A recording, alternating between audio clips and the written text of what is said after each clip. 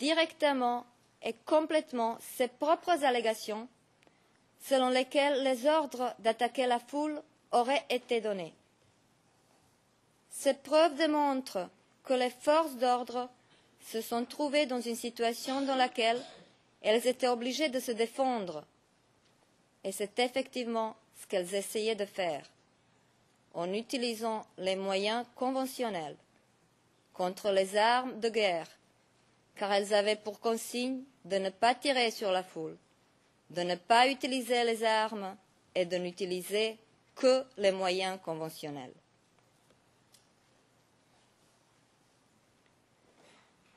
Dans le paragraphe 44 du DCC, le procureur allègue que la prétendue attaque des forces de l'ordre avait été planifiée et organisée. Il n'en est rien. Les forces d'ordre savaient que les rebelles pourraient créer le désordre. D'ailleurs, nous venons de voir, les rebelles eux-mêmes ont annoncé leurs intentions. Le procureur indique dans ce même paragraphe 44 qu'un courriel avertissait le secrétaire particulier de Simone Gbagbo des risques pour les manifestants lors de cette manifestation. 0018 04 41. Certes, ce courriel avertissait, mais ce courriel avertissait surtout que les marcheurs avaient pour mission de provoquer les populations par des casses, des agressions et des incendies, en décrivant le scénario envisagé, souhaité et planifié par le camp pro-Ouattara et sur lequel, je le cite, dans la confusion, des colonnes dormantes de la rébellion passent à l'action. Habillées dans la tenue des gendarmes et des FDS, elles tirent sur les marcheurs. Le bain de sang sera filmé en direct. Cette preuve démontre sans ambiguïté que les risques pour les manifestants ne venaient pas des forces régulières. Les risques venaient justement des forces stationnées dans l'hôtel Golf, des forces soutenant Alassane Ouattara. Alors oui, les forces de l'ordre étaient prévenues des risques pour les manifestants et ont pris dans cette optique les mesures nécessaires pour prévenir le bain de sang annoncé par les partisans d'Alassane Ouattara. Le procureur semble s'étonner que le chef de l'état-major a convoqué une réunion avant cette manifestation. Mais que pouvait-il faire lorsqu'on lui annonce un bain de sang? Évidemment qu'il a convoqué une réunion. Il fallait discuter des mesures à prendre pour protéger les populations. Mais souvenez-vous des consignes. Je viens de les mentionner. Ne pas tirer sur les manifestants. Ne pas utiliser les armes. Utiliser les moyens conventionnels. Et pourquoi les soldats ont essayé de dissuader les manifestants de continuer? Parce que les manifestants se dirigeaient tout droit vers les endroits où il y avait des combats. Les combats entre les forces rebelles et les forces régulières.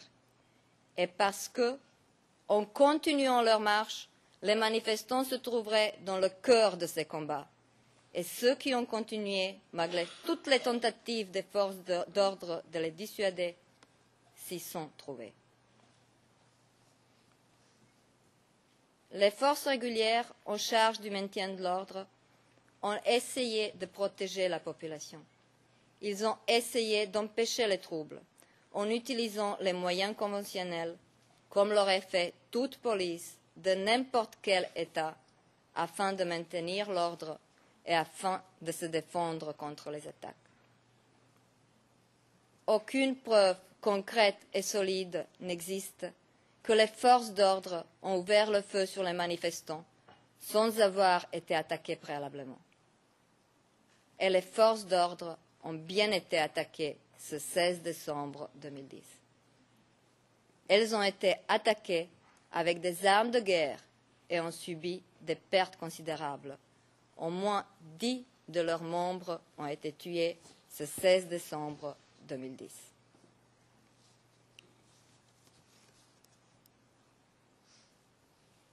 sur le nombre de victimes et sur le défaut de leur identification. Le procureur dit lui-même, dans le paragraphe 46 du DCC, que lors de la marche, il y avait 3 morts. Donc, il y aurait 3 morts dans une action violente dans laquelle des armes lourdes auraient été utilisées en tirant sur une foule. Soyons sérieux, tout en déplorant les victimes et en compatissant avec leurs familles. Nous devons constater que les FDS n'ont mené aucune action violente ce 16 décembre 2010, car dans tout cas contraire, les victimes auraient été bien plus nombreuses. Les FDS avaient pour mission de protéger la population et elles l'ont fait. L'identité de ces 3 personnes qui auraient été tuées le 16 décembre 2010 est inconnue. Les seules personnes identifiées tuées lors de la marche du 16 décembre 2010 sont des membres des FDS. Document 0018 05 77, page 05 78. Les circonstances dans lesquelles les 3 personnes, victimes alléguées par le procureur, auraient trouvé la mort lors de cette marche sont inconnues. Il est également inconnu si ces 3 personnes étaient des civils ou des membres des forces rebelles, c'est-à-dire les combattants pro-Ouattara. En tout état de cause, le procureur n'a pas fourni de preuves tangibles et concrètes qui donneraient des motifs substantiels de croire que les forces régulières se sont attaquées aux manifestants lors de la marche du 16 décembre 2010 et que des crimes étaient commis à cette occasion par les forces loyales au président Gbagbo.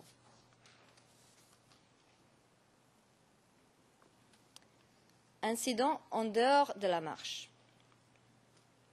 Les allégations du procureur concernant les événements sur la marche sur la RTI sont tellement infondées que le procureur essaye d'attacher tout incident, réel ou imaginaire, qui a ou aurait eu lieu à Abidjan le jour de la marche et les jours suivants.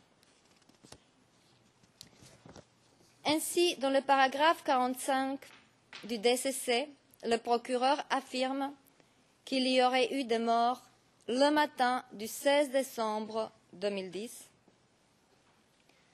lorsque les corps habillés ont attaqué le siège du PDCI à Cocody.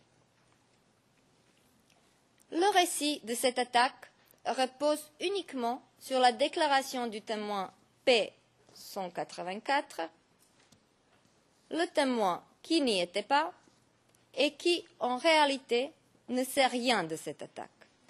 0032, 0011, page 0021, paragraphe 58. Si le procureur pense qu'une attaque a eu lieu le matin du 16 décembre 2010 au siège du PDCI, il aurait dû trouver des preuves tangibles et concrètes. Il n'a rien fait. Il s'est contenté de lui dire qu'il n'est corroboré par aucun autre élément. Dans les paragraphes 47, 48 et 49 du DCC, le procureur mentionne une série d'événements qui se seraient produits à Abidjan entre le 16 et 18 décembre 2010 et dans lesquels un certain nombre de personnes, selon le procureur tous partisans d'Alassane Ouattara, auraient perdu la vie. Mais le procureur n'a mené aucune enquête sur ces événements. Il s'est contenté de relater les faits rapportés dans divers rapports. Il n'a même pas vérifié si les faits rapportés se sont réellement produits. Il énumère les meurtres qui auraient été commis sans préciser l'identité des victimes, l'identité des agresseurs, sans préciser les circonstances dans lesquelles ces meurtres se seraient produits, sans préciser les lieux où ces meurtres se sont produits. aucun événement n'est proprement identifié. Et bien entendu, aucun de ces événements n'est proprement documenté. Dans cette situation, il est impossible de croire que ces incidents se sont réellement produits et surtout qu'ils se sont produits de manière décrite par le procureur. Il était intéressant d'entendre le procureur nous expliquer le 21 février, compte rendu page 26, que les incidents dans lesquels les membres de FDS étaient tués n'étaient pas liés à la marche. Comment est-ce possible que les incidents où des membres de FDS ont perdu leur vie ne font pas partie de la marche, quand le procureur essaye de lier à la marche tous les incidents qui se seraient produits à Abidjan dans les jours suivant cette marche? Il y a là une logique déformée, ou bien c'est de la partialité éthiquement inadmissible et juridiquement contraire à l'article 54.1 du statut. En réalité, les incidents qui ont eu lieu dans les jours suivant la marche, pour autant qu'ils se soient produits, ne sont pas liés à la marche qui a eu lieu le 16 décembre. Les incidents qui ont eu lieu sont des événements isolés, qui ont été conséquence du désordre total provoqué par les manifestations violentes, ou dois-je dire des attaques des forces rebelles, qui répondaient dans tout le pays aux appels lancés par Alassane Ouattara, Guillaume Soro et leurs chefs rebelles. Rappelons-nous de l'ordre lancé de l'hôtel Golf, provoquer les populations par des casses, agressions et des incendies.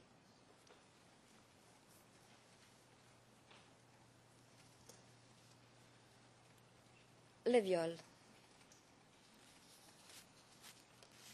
En outre, dans le paragraphe 43, le procureur allègue qu'au moins 17 femmes auraient été violées lors des événements du 16 décembre 2010. Il nous a fourni l'identité de deux victimes de viol qui auraient été violées à l'école de police. Sans même parler de la crédibilité de ces déclarations, afin que le dossier du procureur présente des motifs substantiels de croire que ces crimes étaient commis et peuvent être imputés à la personne mise en cause dans cette procédure, le procureur aurait dû mener les enquêtes supplémentaires.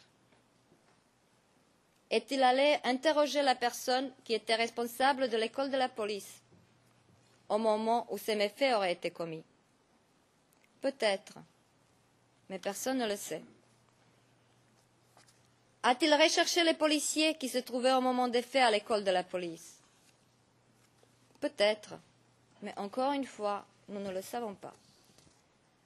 A-t-il amené les femmes qui auraient été violées dans l'école de police afin qu'elles essayent d'identifier les pièces où elles auraient été violées?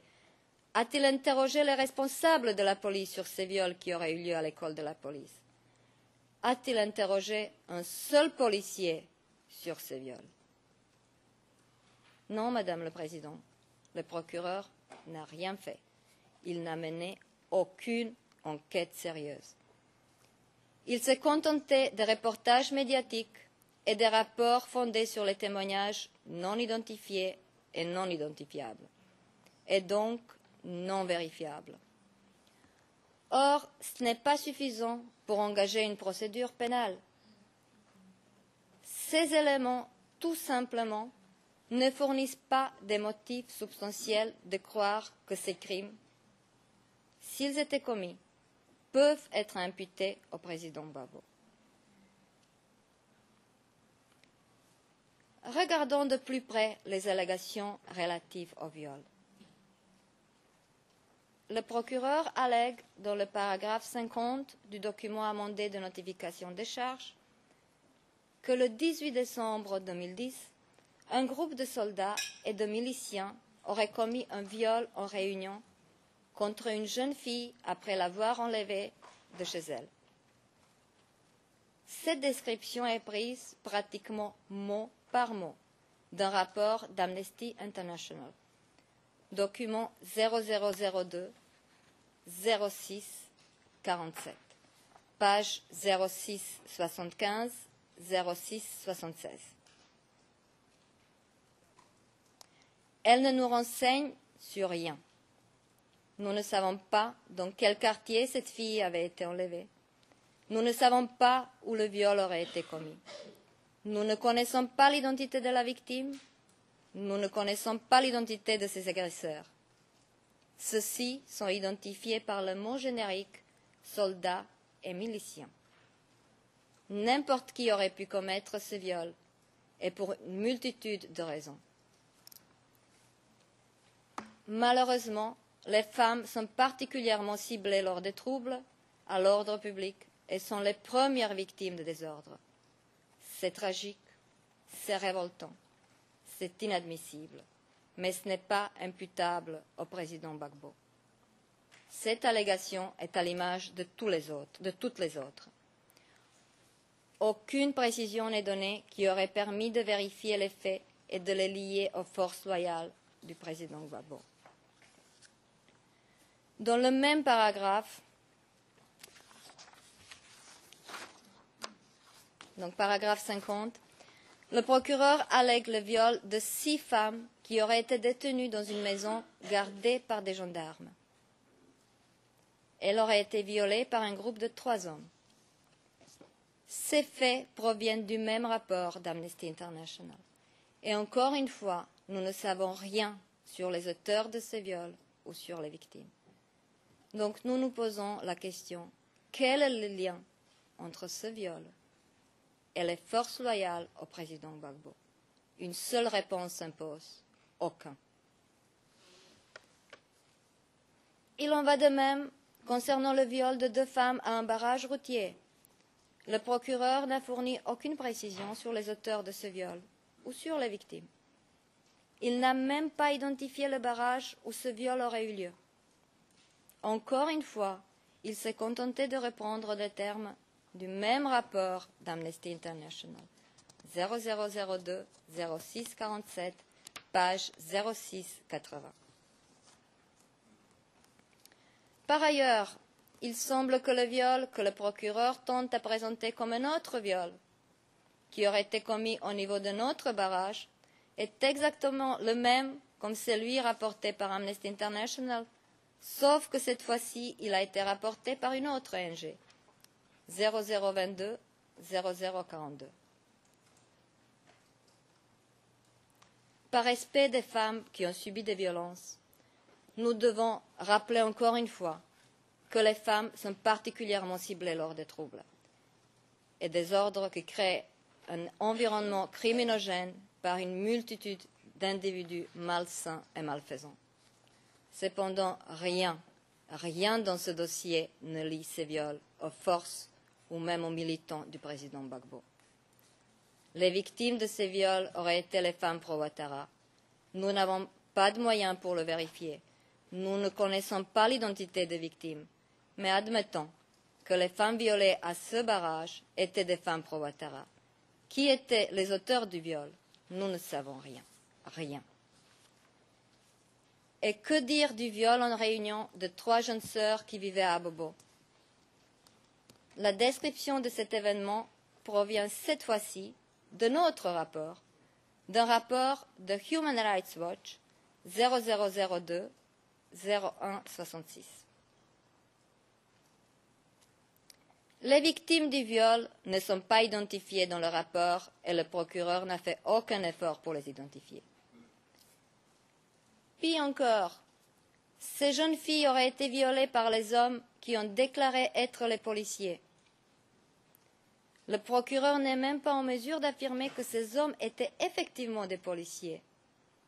En réalité, il ne sait rien, ni sur les victimes, ni sur les auteurs de ce viol. Encore une fois, rien ne lie ce viol aux forces loyales au président Gbagbo. Toutes les femmes violées n'étaient ni Djoula ni pro-Ouattara. Un ancien membre du commandant invisible affirme qu'à Abobo, les femmes étaient violées parce qu'elles étaient bêtées, proches du LMP. Son récit ressemble étrangement au récit des rapports repris par le procureur. Seulement lui, il sait de quoi il parle. Il y était, et il dit, je le cite, « Par exemple, dans le village Ébrié, à Nonkwakouté, on a vu plusieurs de ces cas. Même au niveau d'Abobo Centre, d'Abobo Ouest, vers Kennedy, vers Chapacha, vers Samaké, il y a eu plusieurs cas de femmes qui ont été violées, dépecées, brûlées, tuées, leur mari égorgé devant elles, juste parce qu'ils étaient bêtés, juste parce qu'ils étaient LMP. C'est tout. Il y a eu beaucoup de cas même, il y a eu trop de cas. Même nous-mêmes, on a déploré ça, mais on ne pouvait pas trop parler parce qu'ils étaient proches de Draman, et c'est lui, Draman, qui faisait tout. » C'est la pièce de la défense 2381, page 2392. Les preuves que le procureur offre pour ces allégations de viol sont creuses. Prenons comme exemple le rapport 0022-0042. Tout d'abord, ce rapport pose en soi la question de la crédibilité, de sa crédibilité. Il a été compilé à la suite d'une demande du procureur. Donc au départ, il est destiné à soutenir les thèses du procureur. Cependant, avec la meilleure volonté d'aider le procureur, l'organisation qui a rédigé ce rapport n'y est pas parvenue. Cette organisation a formé les équipes qui se sont déployées dans les communes afin de recueillir des informations. Les efforts fournis, les enquêteurs de cette organisation n'ont obtenu l'information de 2010. Page 0045 du rapport. Curieusement, ils n'ont reçu aucune information sur les viols qui auraient été commis à l'école de la police. D'ailleurs, aucun rapport ne mentionne les viols qui auraient été commis le 16 décembre 2010 à l'école de police. Ce seul fait aurait dû alerter le procureur et le pousser à faire des enquêtes sur les cas de viol recensés par différents moyens et différentes organisations. Il n'en était rien. Il s'est contenté de le reprendre, de recenser tous les cas rapportés sans qu'aucune preuve fiable ne le soutienne. Et nous tenons à répéter qu'il y avait certainement des cas de viol. Il y en a toujours dans les temps de troubles. Mais quel lien avec le président Gbagbo? Le procureur n'a démontré aucun. Et il n'y en a aucun.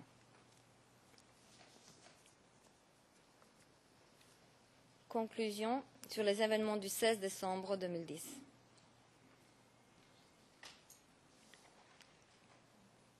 Pour comprendre les événements du 16 décembre 2010, il faut les situer dans leur contexte. Il faut les situer là où ils se sont déroulés, dans un État profondément divisé en deux depuis des années, le nord tenu par les rebelles et le sud tenu par les forces régulières gouvernementales. Il faut se rappeler que les élections étaient tenues dans un climat de peur sans que les conditions pour leur tenue soient réellement réunies, ce qui ressort clairement d'un article écrit par M. Thabo Mbeki, ancien président de l'Afrique du Sud et médiateur dans la crise en Côte d'Ivoire, document 0666.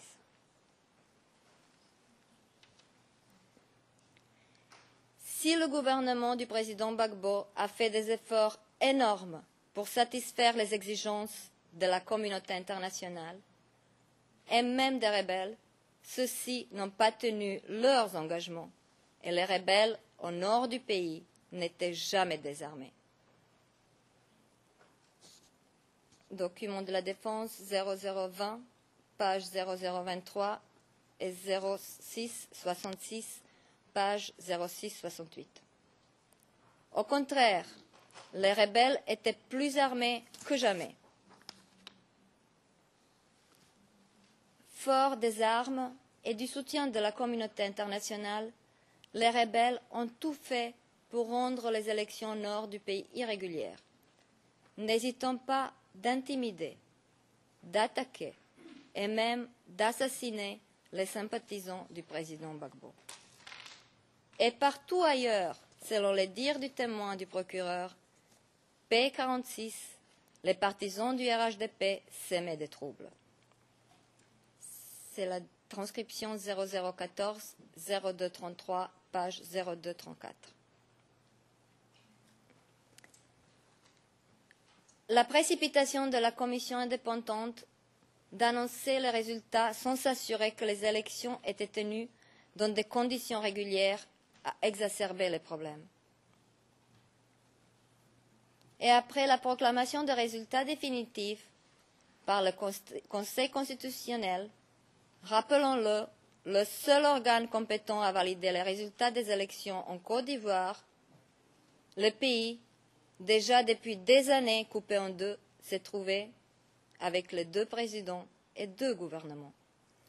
À ce moment, l'un, président Gbagbo, qui avait tout pour se considérer légitimement élu, offrait les négociations et demandait le recomptage des bulletins de vote. L'autre, Alassane Ouattara, a choisi la force.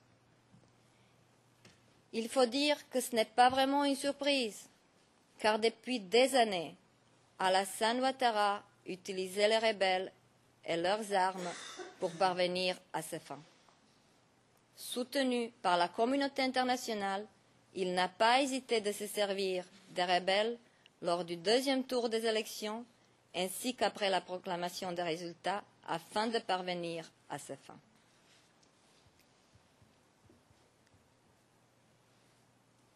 Il n'est donc pas étonnant que les violences ont éclaté en Côte d'Ivoire, lorsque la communauté internationale a reconnu, au dépit de la décision du Conseil constitutionnel et au mépris de la souveraineté de l'État et du peuple ivoirien, la victoire d'Alassane Ouattara. Dans le cadre de ces violences, bien pensées et planifiées, il y avait l'organisation de la marche sur la RTI, qui n'était pas envisagée par le RHDP comme une manifestation pacifique, mais comme une action destinée à s'emparer de la RTI par tous les moyens, y compris par la force.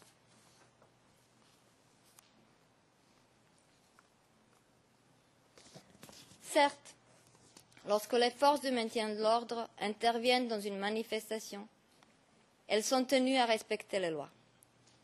Elles sont également tenues à s'abstenir de toute utilisation excessive de force. Mais lorsque les forces de l'ordre sont attaquées par les gens lourdement armés, elles ne sont plus dans une opération classique du maintien de l'ordre. Elles se trouvent impliquées dans les combats. Elles se trouvent dans un conflit armé, dans une guerre. C'est ce qui est arrivé le 16 décembre 2010. Les forces de l'ordre étaient attaquées par les rebelles. Leur tâche était difficile, voire impossible, car les rebelles armés étaient dans la foule. Pis encore, ils étaient difficilement identifiables car ils étaient habillés en civil. P9 0011 0455 15.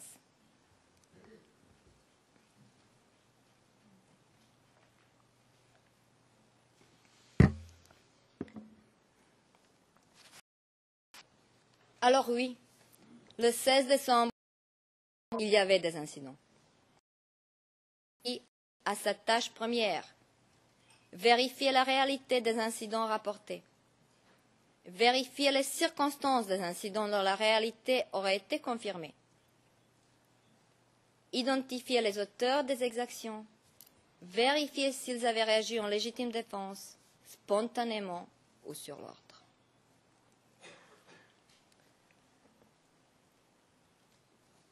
Par ailleurs, dans le paragraphe 51 du DCC, le procureur affirme que bien que ces attaques aient été largement dénoncées, rien ne permet d'affirmer que le président Gbagbo et son entourage ont cherché à enquêter sur ceux qui y avaient pris part. Cette formulation est plutôt étrange et laisse entendre que peut-être il y avait des enquêtes, mais que le procureur n'en a pas trouvé de preuves qui permettraient de l'affirmer. Or, le procureur est en possession du document qui atteste que les enquêtes étaient menées sur les événements qui se sont produits le 16 décembre 2010 et les jours suivants.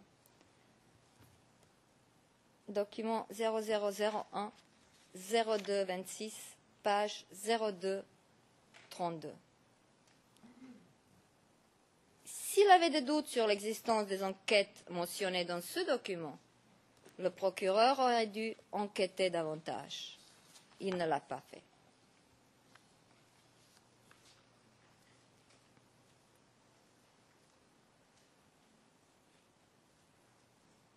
Au lieu de mener une enquête approfondie, le procureur s'est empressé d'inculper le président Gbagbo en reprenant purement et simplement les informations rapportées principalement par des médias et dans une moindre mesure par les organisations internationales et non gouvernementales dans les rapports divers et variés.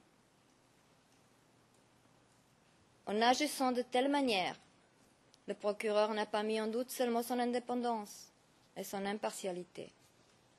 Il a jeté un ombre sur la capacité de la justice internationale à accomplir ses objectifs. En inculpant le président Gbagbo pour les événements du 16 décembre 2010, sans avoir fait l'effort à les vérifier et sans avoir la décence de les situer dans leur contexte, le procureur a mis la justice au service de la politique. Madame le Président, Madame, Monsieur les juges, le procureur n'a pas apporté de preuves suffisantes pour ces allégations relatives à la marche sur la RTI qui permettrait la confirmation des charges à l'encontre du président Gbagbo pour cet événement. Je voudrais maintenant passer au deuxième événement, la marche des femmes, en présentant d'abord la situation qui régnait à Abobo au début de l'année.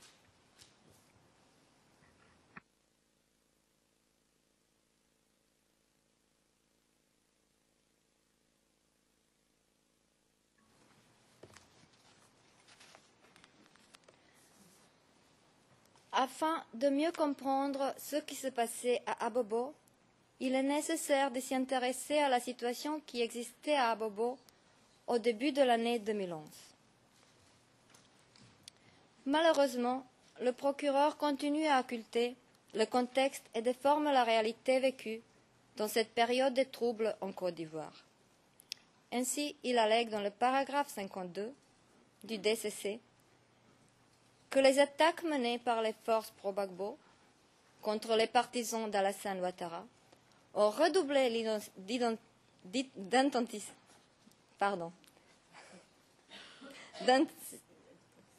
d'intensité début mars 2011 après les appels à manifester lancés par ce dernier.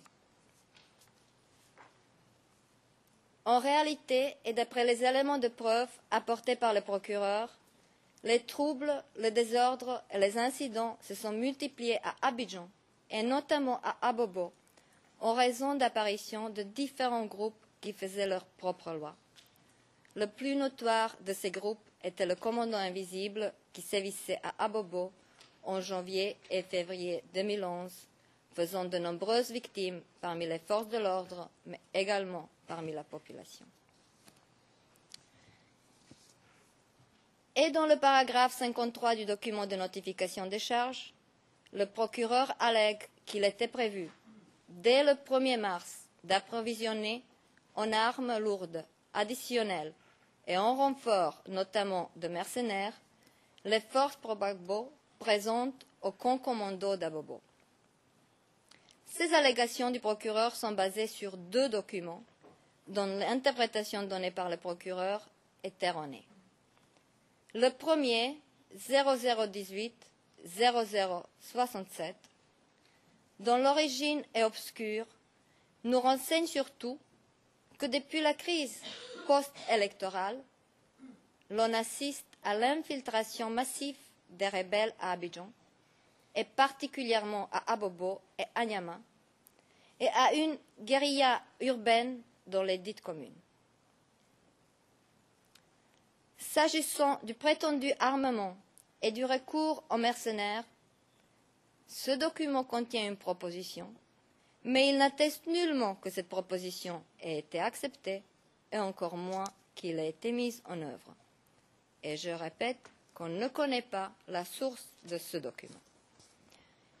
Quant à l'autre document, 0018-0240, il montre surtout que la gendarmerie manquait cruellement des moyens pour accomplir sa mission d'assurer la défense et la sécurité. Aucun de ces deux documents ne soutient que le président Gbagbo ou les forces qui lui étaient fidèles ont prévu d'apporter les armes lourdes ou d'amener des mercenaires à Abobo. Au contraire, les deux documents soulignent l'insuffisance des moyens dont les forces républicaines disposaient à l'époque face aux dispositifs armés dont disposaient les forces semant les troubles et les désordres dans Abidjan, et notamment dans le quartier d'Abobo. Quant aux deux témoins P46, ils n'ont jamais dit rien de tel. Au contraire, pas de répéter que les forces d'ordre étaient attaquées à Abobo et que la police et le SECOS étaient contraints à quitter ce quartier car ils subissaient trop de pertes.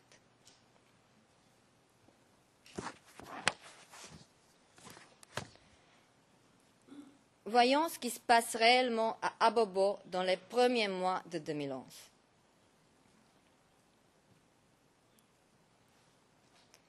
Les combattants rebelles s'infiltrent à Abobo avant le 28 novembre 2010. Nous vous avons déjà expliqué que les combattants rebelles se sont infiltrés à Abobo avant le 28 novembre 2010 et qu'ils organisaient des caches d'armes.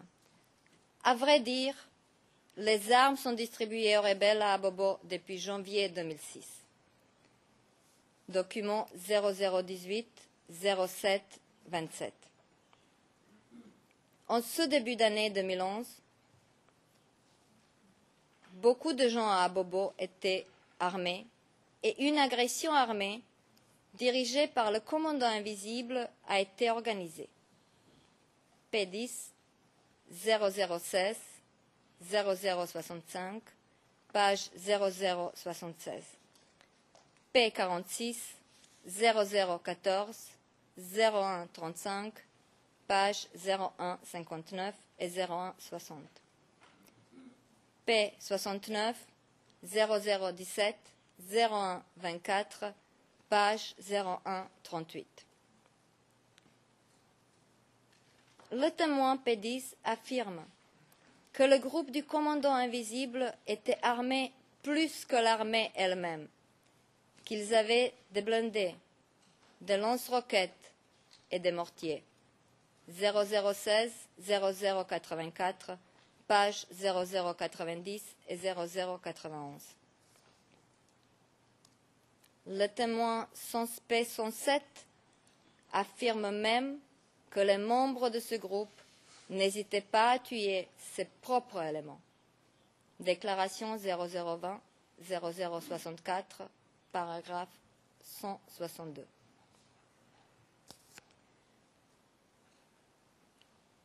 Les preuves de la défense confirment la présence du commandant invisible à Bobo, mais aussi des forces de Guillaume Soro qui combattaient entre elles pour le contrôle d'Abobo. Document 13, 96, page 14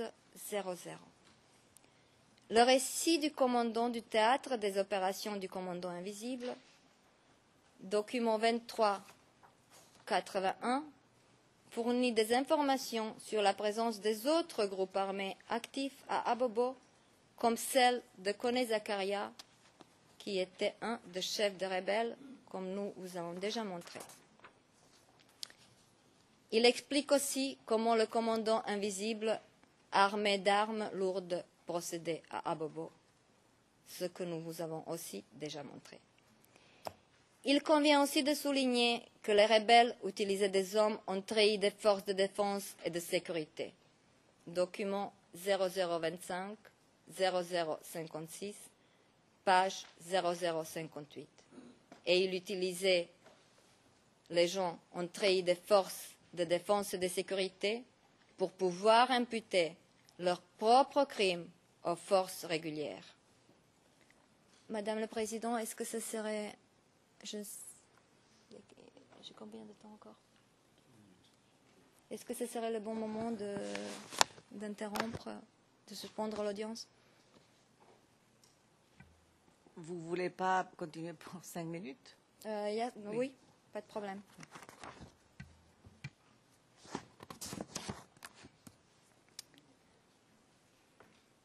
En janvier et février 2011, à Abobo, les hommes ont tiré sur les policiers. Les policiers ont été tués et les véhicules de la police ont été détruits. P9 0011 0505, page 0520. Les attaques des forces rebelles sur les forces de l'ordre se multiplient. Nous allons voir la vidéo 0562.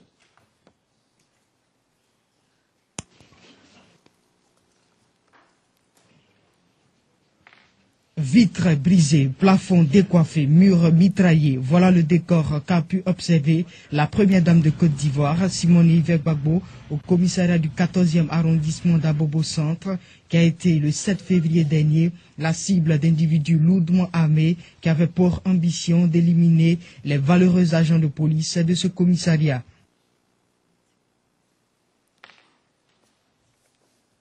Dans une seule journée, le 12 janvier 2011, 9 policiers ont péri à Abobo. P46 0014 0326, page 0350 et 0351. En février 2011, une voiture de police a été détruite par un RPG. Certains militaires étaient tués chez eux, dans leur maison qui était incendiée, et les forces de l'ordre ont perdu, depuis le début du conflit, 36 hommes à Abobo. P9 0011 0455 0476. En mars, tous les commissariats de police avaient été attaqués à Abobo, et la police n'y existait plus. 0014 0326, page 0328. Le SECOS s'est retiré d'Abobo le 26 février 2011, après que plusieurs membres du SECOS aient été tués dans ce quartier. 0016 0104, page 0105, 0107 et 0108. Le 22 février, un détachement de SECOS a été attiré dans une embuscade. 0002 02 77. Selon le communiqué du commandant invisible, ce 22 février 2011, au moins 27 membres de FDS auraient perdu la vie et le commandant invisible s'est emparé d'une grande quantité d'armes et de munitions. Document 0001 03 96. Vers la fin du février, il n'y a plus de FDS à Abobo. Il n'y a que quelques éléments confinés au camp d'Abobo, assiégés par rebelles qui les attaquent régulièrement.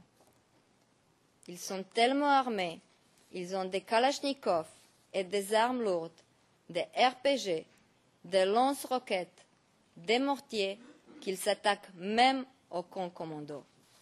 P153 0028 0035, page 0037, paragraphe 12. Ce serait bon moment? Oui, je crois arrivé à la fin de notre journée d'aujourd'hui. Nous allons suspendre maintenant pour recommencer demain à 2h30. L'audience est levée. All rise, we will